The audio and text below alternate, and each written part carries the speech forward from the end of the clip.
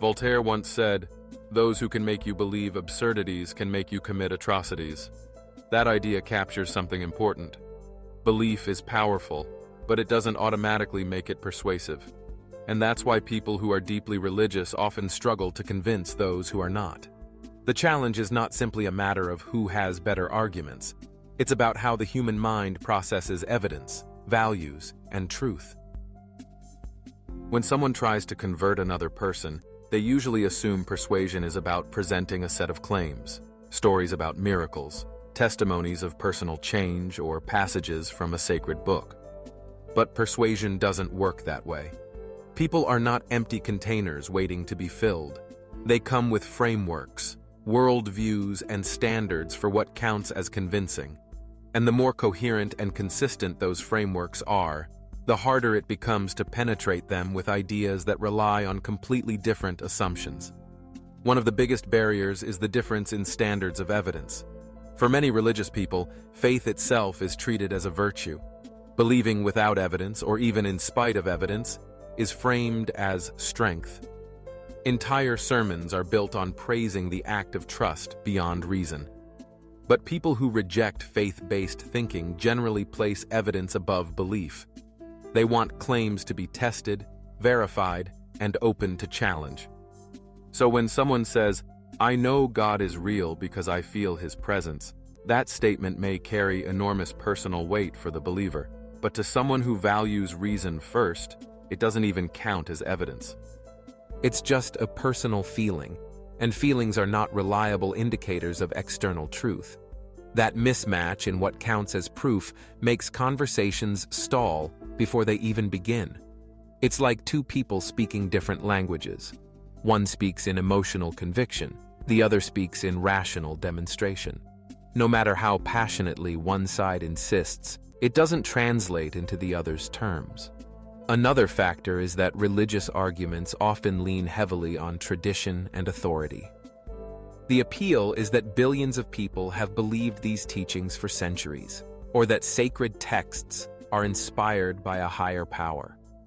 But long-standing popularity is not proof of truth.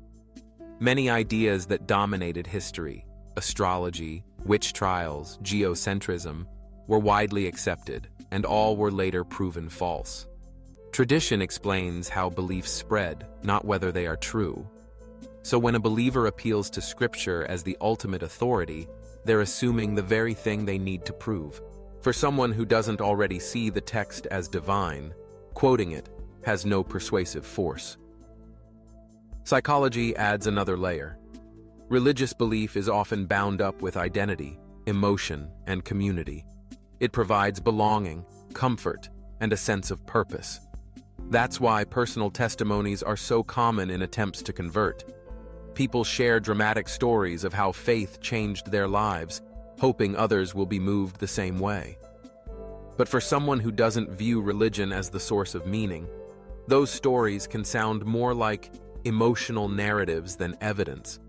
They show that belief can make people feel better, but that doesn't make the belief itself true. People find transformation in many systems: therapy, philosophy, art, science, even exercise or meditation.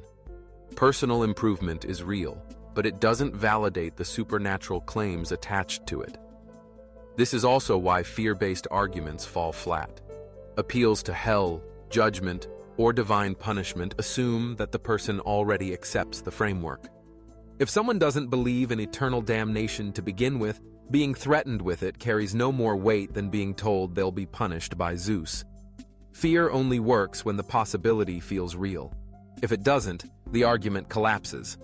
In fact, it often backfires because it highlights the manipulative side of the religion instead of its truth.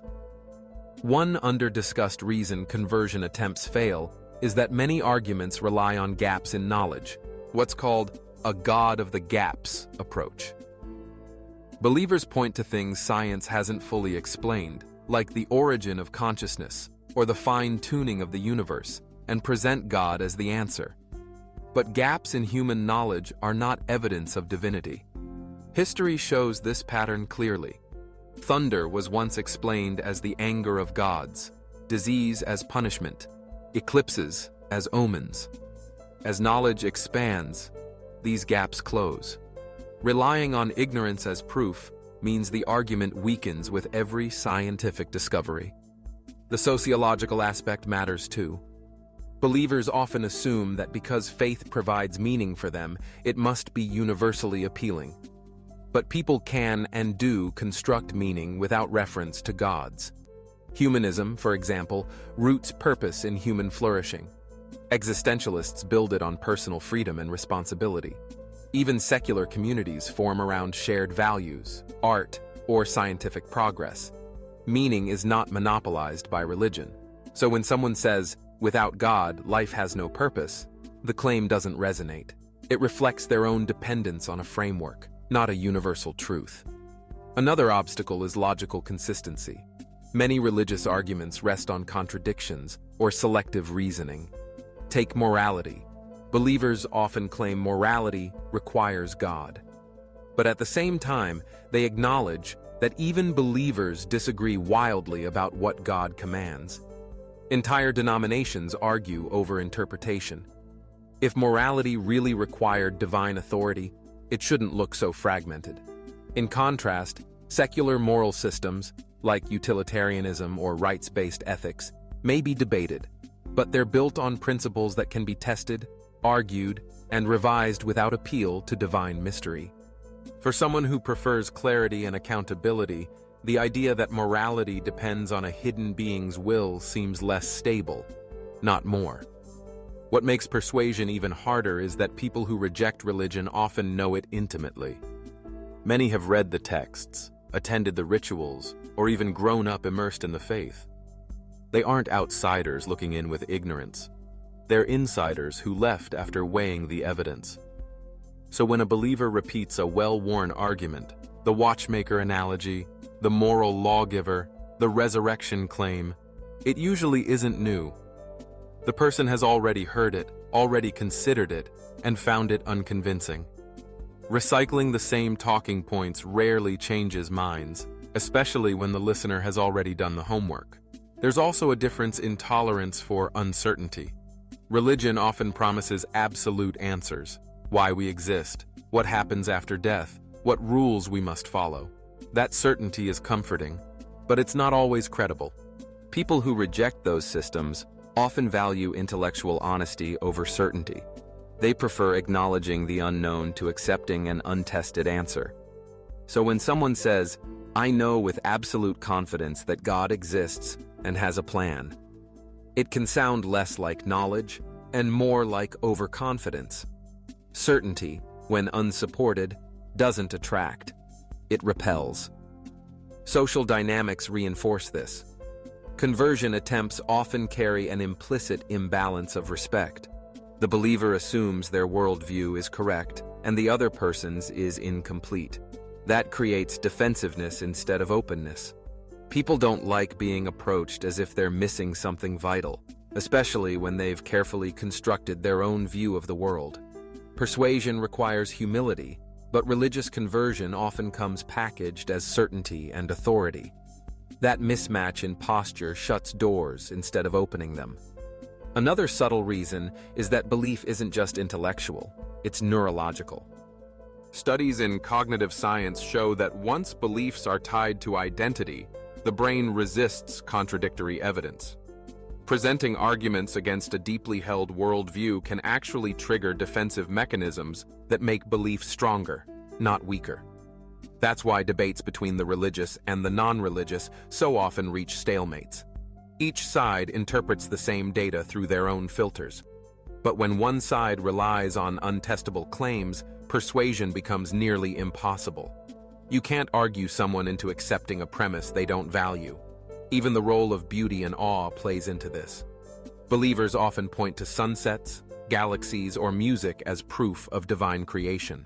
But the sense of wonder doesn't automatically imply a creator. Awe is a human response, and it can be explained by psychology and evolution. People can marvel at the universe without assigning it to a supernatural cause.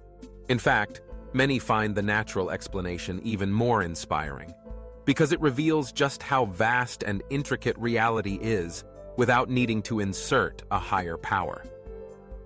Conversion also fails because the costs are high. Accepting religious claims isn't just about adding new beliefs. It often requires restructuring one's worldview. It may mean accepting miracles, dogmas, or ancient codes of conduct that conflict with modern values. For someone who prizes consistency, that shift can feel like stepping backward.